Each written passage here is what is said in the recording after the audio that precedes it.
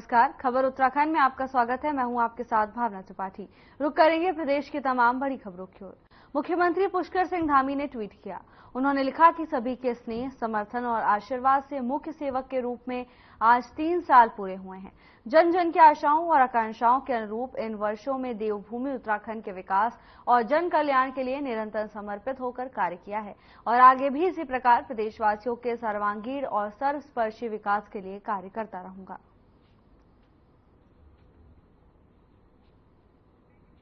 मुख्यमंत्री पुष्कर सिंह धामी ने एक्स पर पोस्ट डाला है। उन्होंने लिखा कि मुख्य सेवक के रूप में आज 3 साल पूरे हो गए हैं। आपको बता दें कि उत्तराखंड में सरकार बने 3 साल पूरे हो गए हैं, जिसको लेकर मुख्यमंत्री पुष्कर सिंह धामी ने एक्स पर पोस्ट कर जनता का आभार जताया है। इसके साथ उन्होंने कहा कि मैं आगे भी ऐसे ही जनता की सेवा करता रहूंगा।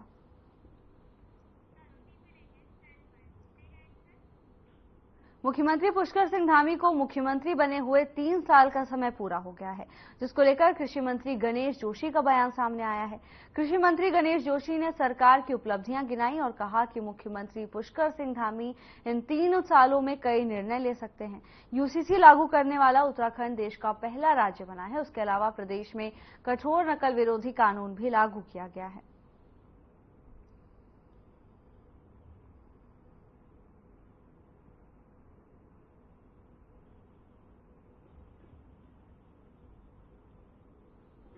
आज पुष्कर सिंह धामी जी को मुख्यमंत्री के रूप में प्रदेश का नेतृत्व करते हुए 3 साल हो गए।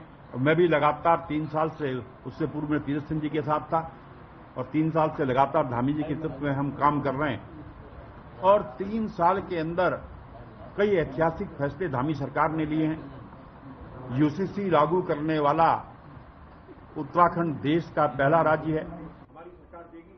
अभी तक हमने इसके माध्यम से 26 लोगों को। बद्रीनाथ और मंगलौर विधानसभा सीट पर बीजेपी और कांग्रेस दोनों ही अपने अपने दांव खेल रही है। कांग्रेस अपनी बद्रीनाथ सीट को गंवाना नहीं चाहती, वहीं मंगलौर सीट पर जीत हासिल करना चाहती है, लेकिन बीजेपी दोनों सीटों को हथियाने के मूड में है। इसीलिए दोनों पार्टी जीत का दावा कर रही हैं। बीजेपी प्रदेश अध्यक्ष महेंद्र प्रसाद भट्ट ने भी दोनों विधानसभा सीटों पर जीत के लिए तैयारी तेज कर दी है। महेंद्र भट्ट ने दावा किया कि इस बार दोनों सीटों पर बीजेपी जीत हासिल करेगी, क्योंकि दोनों सीटों पर बीजेपी के मजबूत प्रत्याशी हैं। भट्ट ने आगे कहा कि जनता सिर्फ विकास के नाम पर वोट देती है और बीजेपी विकास को हमेशा प्राथमिकता देती है, इसलिए दोनों सीटों पर बीजेपी की ही प्रचंड जीत होगी।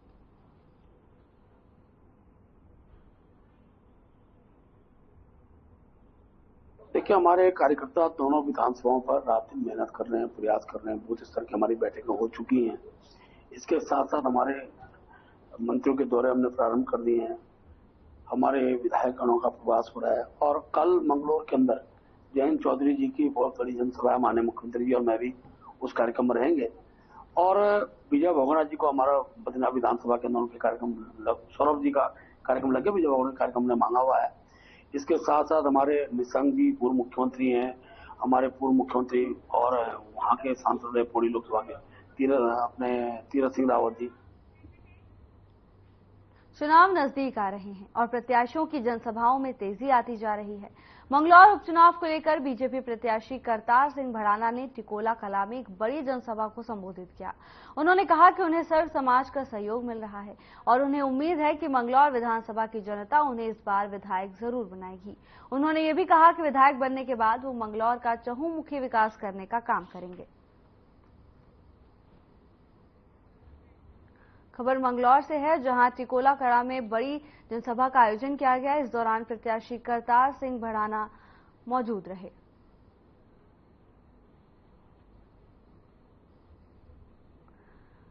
लोकसभा चुनाव के बाद अब उपचुनाव को लेकर सरगर्मियां तेज हैं। उपचुनाव को लेकर बीजेपी पूरी तरह से एक्टिव मोड में नजर आ रही है। लगातार जनसभाओं का आयोजन किया जा रहा है। आपको बता दें कि मंगलौर के बीजेपी प्रत्याशी करतार सिंह भड़ाना के पक्ष में वोट की अपील की गई। इस दौरान भारी संख्या में लोग मौजूद रहे। लोकसभा चुनाव संपन्न होने के बाद अब उपचुनाव के लिए चुनावी सरगर्मियां तेज होती हुई दिखाई दे रही हैं।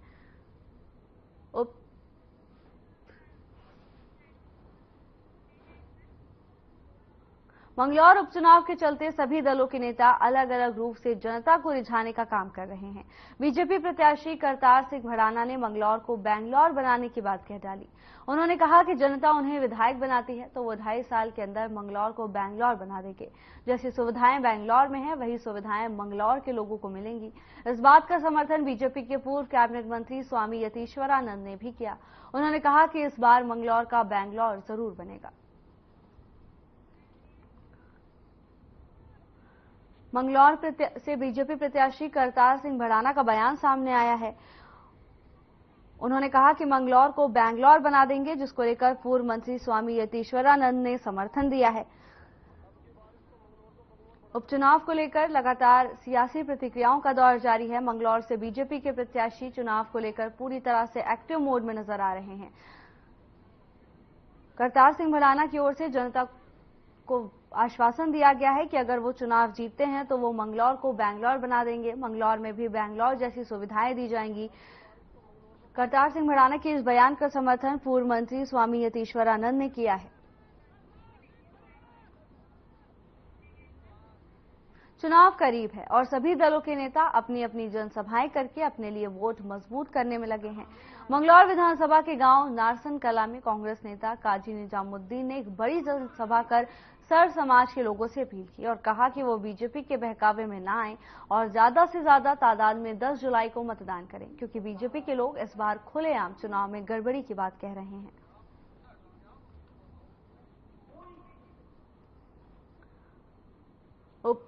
उपचुनाव को लेकर सरगर्मियां तेज हैं। सभी प्रत्याशी जोरों शोरों से जनता के बीच उतर रहे हैं। कांग्रेस भी लगातार जनसभा का आयोजन कर रही है। इस दौरान उन्होंने मंगलौर प्रत्याशी के लिए वोट की अपील की।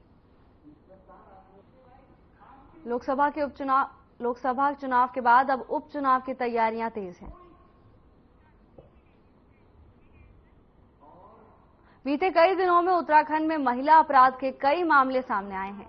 हरिद्वार जिले में एक नाबालिग लड़की के साथ दुष्कर्म का मामला सामने आया है, तो वहीं चंपावत में भी नाबालिग लड़की के साथ दुष्कर्म का मामला सामने आया है, जिसको लेकर उत्तराखंड महिला कांग्रेस की प्रदेश अध्यक्षा ज्योति रौतेला के नेतृत्व में महिला कांग्रेस ने पुलिस मुख्यालय का घेराव किया, जहां भारी पुलिस बल ने उन्हें पुलिस मुख्यालय से पहले ही कनक चौक पर बैरिकेडिंग लगाकर रोक लिया। वहीं इस मामले को लेकर कांग्रेस की प्रदेश अध्यक्षा ज्योति रौतेला ने कहा कि उत्तराखंड में लगातार महिलाओं के प्रति अपराध बढ़ रहे हैं, लेकिन सरकार अपराधियों को संरक्षण देने का काम कर रही है।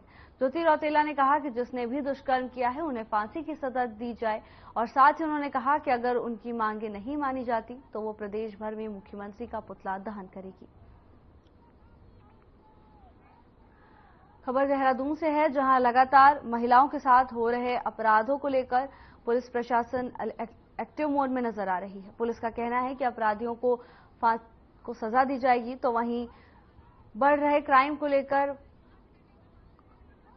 महिलाओं ने प्रदर्शन किया। इस दौरान उन्होंने आरोपियों को फांसी दी जाने की मांग की है।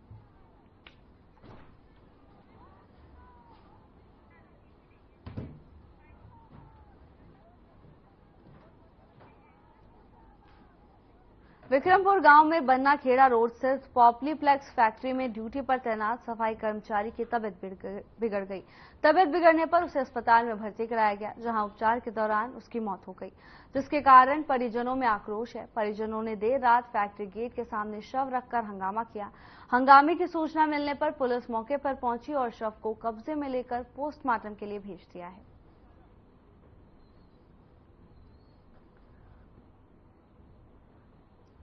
पॉपलेक्स फैक्ट्री में तैनात कर्मचारी की मौत हो गई, जिसके बाद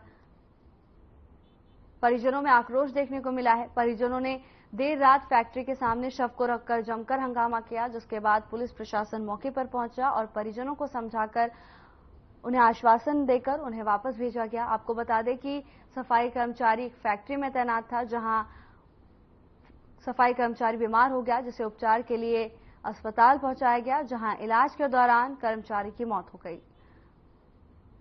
कर्मचारी की मौत से परिजनों का रो रो कर बुरा हाल है, तो वहीं परिजनों ने आक्रोश जताया।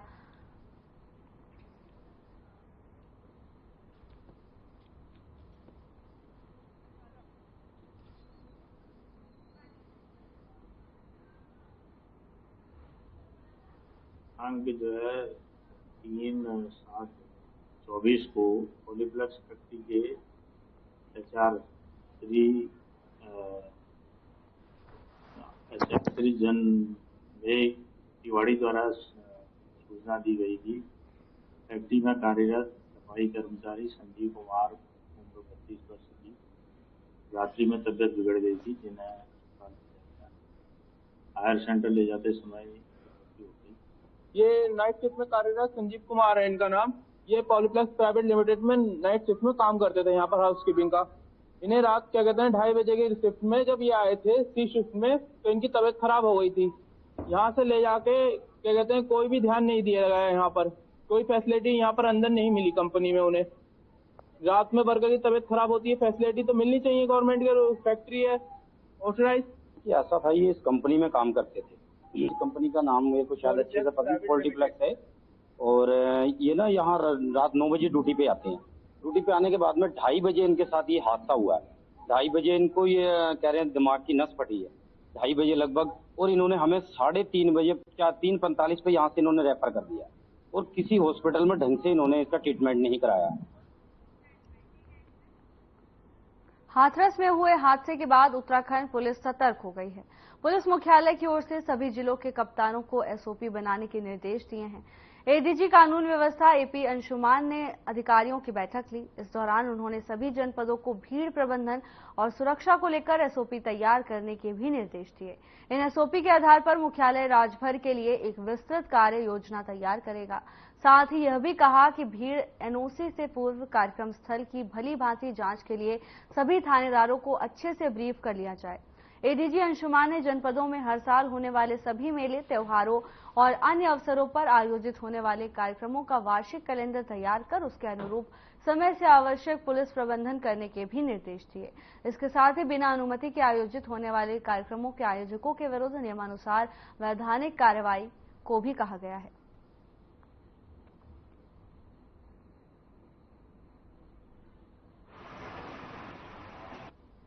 हाथरस में घटना घटित हुई है, इसी के इतिहास के तौर में हमारे ADG LO साहब के द्वारा समस्त वरिष्ठ पुलिस अधीक्षक और रेंज अधिकारी के साथ एक गोष्ठी आयोजित की गई, ताकि इस तरह की व्यवस्था भी किया जाए। जो सत्संग, मेला, उत्सव इस तरह के बड़े स्केल में आयोजन होता है, उसमें आयोजकों की जिम्मेदारी और पुलिस प्रशासन की भी जिम्मेदारी, दोनों ही।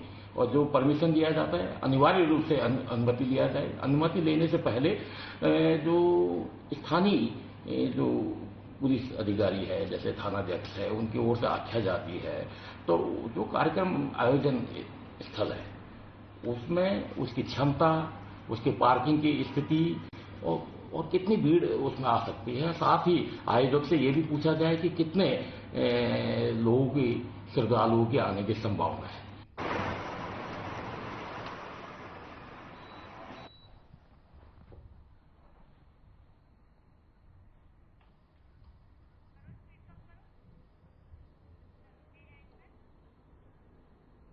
जैसे ही मानसून ने अपनी दस्तक दी, वैसे ही स्थानीय प्रशासन अलर्ट मोड पर आ गया। पहाड़ी क्षेत्रों में हो रही बारिश से मैदानी क्षेत्रों की नदियां नहर उफान पर आ जाती हैं और कई आशियानों को अपने आगोश में ले लेती हैं। इसी खतरे को गंभीरता से लेते हुए काशीपुर प्रशासन ने अपनी तैयारियां पूरी कर ली हैं और बाढ़ चौकियों, राहत केंद्र बनाकर कर्मचारियों को तैनात कर दिया गया है। पिछली बार बरसात में अपना भयावह रूप धारण करते हुए ढेला नदी के किनारे बसे लगभग 8 मकानों को ध्वस्त कर दिया था। लोगों ने कई बार सिंचाई विभाग को सचेत किया कि भू कटाव के चलते लोग के मकान ढेला नदी के आगोश में आकर ध्वस्त हो जाते हैं, जिससे लोगों को काफी नुकसान का सामना करना पड़ता है। इसी को लेकर पिंचिंग कार्य करने के लिए सिंचाई विभाग से अनुरोध किया था। सिंचाई विभाग ने पिंचिंग कार्य तो शुरू कर दिया, लेकिन ये काम काफी देर से शुरू हो पाया। हालांकि प्रशासन का कहना है कि टीम लगातार मॉनिटरिंग कर रही है।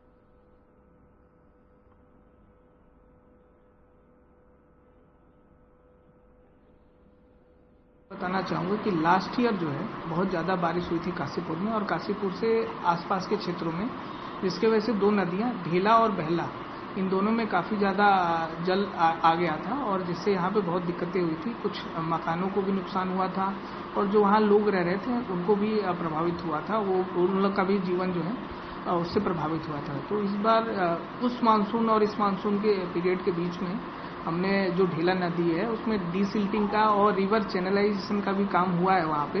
ये शहर की नहीं पूरे देश की समस्या है। इस समस्या से निजात पाने के लिए जहाँ भी नदियाँ हैं वहाँ पर पंजाब की तरीके से दोनों तरफ नहरों के बांध बनाना पड़ेगा और पक्की पिचिंग करते हुए वहाँ पे बाउंड्री डालते हुए नहर को सीधी न करना पड़ेगा, जिससे कि जो नहर का ज्यादा पानी है वो सीधे बांधों में चला जाए और जो पिचिंग है उस लगने से उसके साथ वाले मकान या जो अवैध अतिक्रमण वाले क्षेत्र हैं वो दलदल जो हो रही है उससे बचा जा सकेगा। नहीं तो इसी तरीके से यहाँ पर ये काम चलता रहेगा। तरीके से पूरे उत्तराखंड को पता है कि पिछले वर्ष में जब 15 अगस्त के दिन पहला मकान यहाँ पर ढेला नदी में काशीपुर के लक्ष्मीपुर पट्टी में गिर गया था, तो बहुत ही भयंकर आपदा उसे माना जा रहा है और लोग जो है सड़कों पर आ गए थे।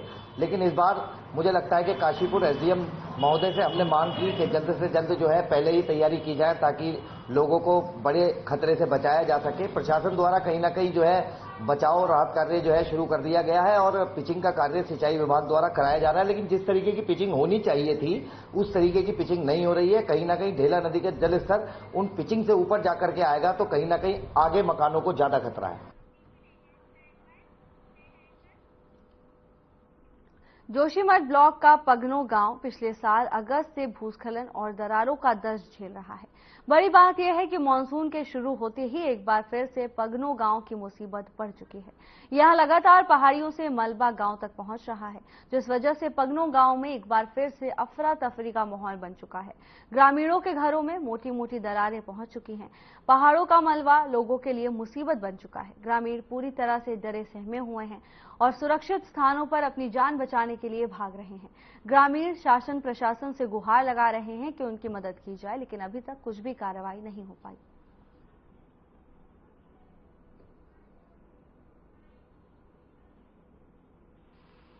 ग्राम प्रधान श्रीमती रीमा देवी, ये कहना चाहती हूँ कि आप देख सकते हैं कि कल रात 11 बजे से सब लोग इधर उधर अपने बाल बच्चों को लेकर कहीं सुरक्षित जगहों में गए, लेकिन गाय जो सामने थे वही है। दोनों जगहों से गांव के इधर भी उधर भी पूरा नाला बन चुका है और अभी तक शासन प्रशासन से हमें कोई सुनवाई नहीं मिली। कई बार मैं ग्राम प्रधान रीमा देवी ने कई बार 12 बजे से उनको कॉल करी, किसी ने अभी तक 12 बजने वाले हैं, अभी तक यहाँ कोई नहीं आए। तो मैं सरकार से यही निवेदन करती हूँ कि जल्दी से जल्दी हमारा विवाद विस्थापित किया जाए।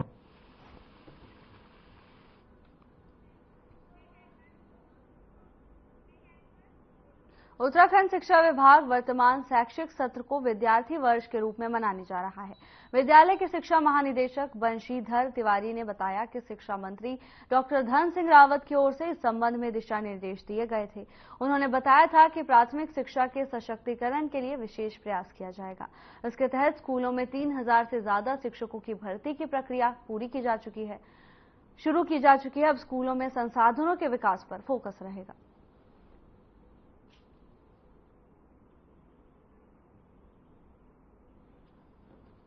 बिल्कुल, और माननीय मंत्री जी ने इसमें देखिए सभी लोगों को स्पष्ट निर्देश दिए हैं कि जो विद्यालय शिक्षा विभाग है वो विद्यार्थी केंद्रित होना चाहिए।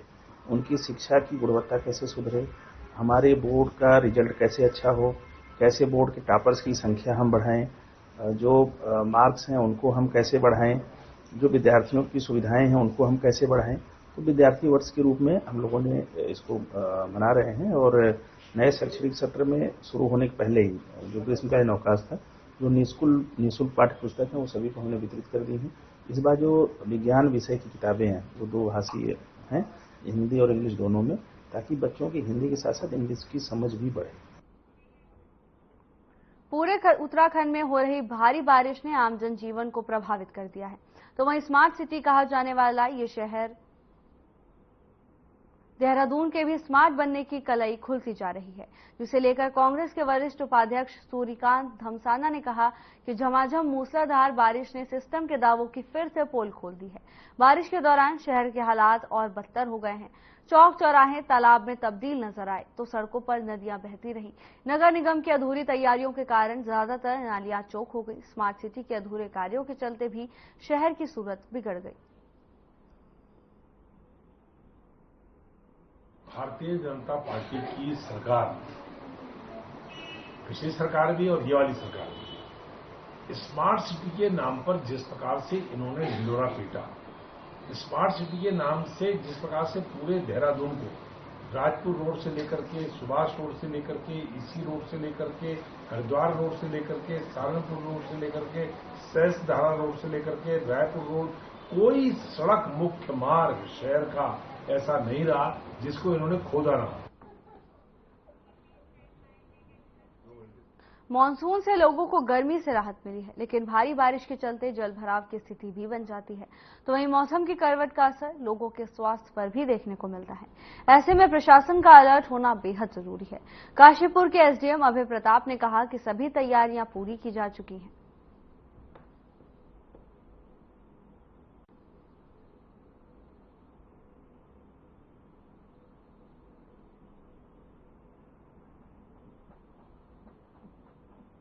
बताना चाहूँगा कि Kashipur last year monsoon season में बहुत ही ज़्यादा संवेदनशील हो गया था। हमारे दो क्षेत्र मेन हैं, एक हमारा लक्ष्मीपुर पट्टी है और दूसरा है हेमपुर इस्माइल। इन दोनों क्षेत्रों में पिछले वर्ष बहुत ज़्यादा नुकसान हुआ था। तो सबसे पहले हम इन क्षेत्रों में सिंचाई विभाग की तरफ से, नगर निगम की तरफ से, राजस्व विभाग की तरफ से और पीडब्ल्यूडी की तरफ से हर विभाग से जो काम हो सकते थे वो सारे कराए गए हैं। इसके अलावा वहाँ के लोगों को जागरूक भी किया जा रहा है और जो हमारा राहत बचाव केंद्र है वहाँ पे हमने सारी तैयारियां कर ली हैं। इसके अलावा जो हमारी पटवारी जो चौकियाँ बनती हैं, ये बाढ़ कंट्रोल चौकियाँ, वो भी एक्टिवेट कर दी गई है। उधम सिंह नगर में युवती से अश्लील बातचीत करने के मामले में निलंबित पंतनगर थाना प्रभारी राजेंद्र सिंह डांगी की गिरफ्तारी की मांग को लेकर कांग्रेसियों ने बारिश के बीच एसएसपी कार्यालय के बाहर धरना दिया। साथ ही किच्छा विधायक बेहद ने इस मामले में एसएसपी मंजूनाथ टीसी की भूमिका पर भी सवाल खड़े किए और एसएसपी को इस जांच से अलग करने की मांग की। इसके साथ ही उन्होंने कहा कि एसएसपी भ्रष्टाचार को संरक्षण देने का कार्य कर रहे हैं। तो हम एफआईआर की मांग कर रहे हैं और जो एसएसपी को इससे अलग किया जाए जांच से, क्योंकि एसएसपी की नीयत ठीक नहीं है। जो भ्रष्टाचार या कपट की नाक के नीचे फैला हुआ है, कौन नहीं जानता, कौन नहीं जानता कि कितना भ्रष्टाचार है इस कप्तान के रहते हुए। कप्तान ने कभी भ्रष्टाचार को रोकने के खिलाफ मुकदमा कायम नहीं हो रहा। अगर यही हालात रहे तो हमें मुकदमा कायम कराने के लिए खुद अपने कदम आगे बढ़ाने पड़ेंगे। वैसे तो सीओ को जो बयान दिए हैं उसके आधार पर मुकदमा कायम होना चाहिए था, नहीं तो हम बड़ा आंदोलन चलाएंगे।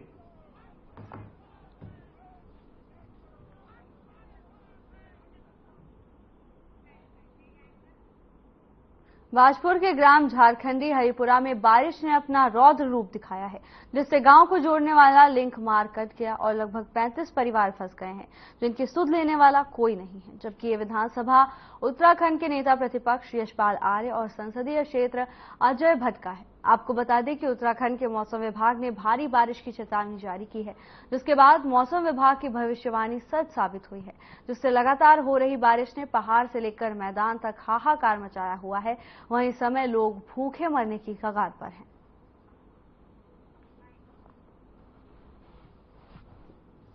पानी लगातार ही बढ़ रहा था, पर मेरी लड़की बीमार थी काफी दिनों से और लड़की को साहब ले जा नहीं पाए, लड़की की मौत होगी साहब। अब कल उसकी 13वीं थी साहब, जो हमने करी और साहब पानी की वजह से जो रास्ते कट गए हैं तो हम ले जा नहीं कहीं पा रहे। अब जो भी मरीज बढ़ रहा है, एक हमारा भतीजा, देखिए एक लगभग 5 सालों से, लगभग 5 या 6 सालों से पानी ही आ रहा है और रास्ते हर बार कट जाते हैं।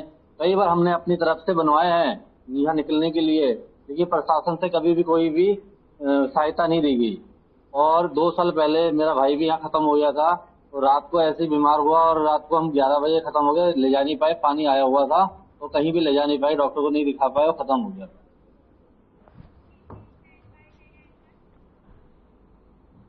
चंपावत में भारी बारिश देखने को मिली। बारिश के कारण पूर्णागिरि धाम में श्रद्धालुओं और स्थानीय दुकानदारों को दिक्कतों का सामना करना पड़ा।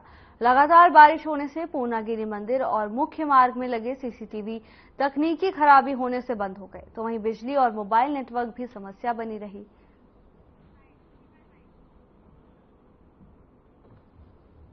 देखिए अभी भी लगभग 2 से 3 हजार श्रद्धालुओं की आवाजाही यहाँ पर जारी है। आज भी सुबह भटनागढ़ बारिश के कारण बंद हो गया था, जिसे सुचारू तो मशीनों द्वारा लोनिंग द्वारा कर दिया गया सुचारू, अभी ये सूचना आई है। लेकिन भटनागढ़ में जब तक उसकी कोई परमानेंट व्यवस्था नहीं होती है, ये तब तक तो कुछ कहा नहीं जा सकता कि यहाँ की सुविधाएं सुधरेंगी। दूसरा यह है कि यहाँ पर लाइट, अभी बारिश के कारण लाइट नहीं है। अब लाइट वालों को अगर फोन किया जाए तो रोड ब्लॉक है, तो आवाजाही हो नहीं पा रही है, तो वो भी विभाग भी कहाँ से आएगा। दूसरा यह है कि लाइट जाती है, यहाँ पर नेटवर्क की बड़ी समस्या है।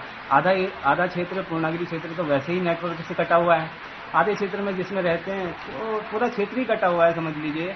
और दूसरा,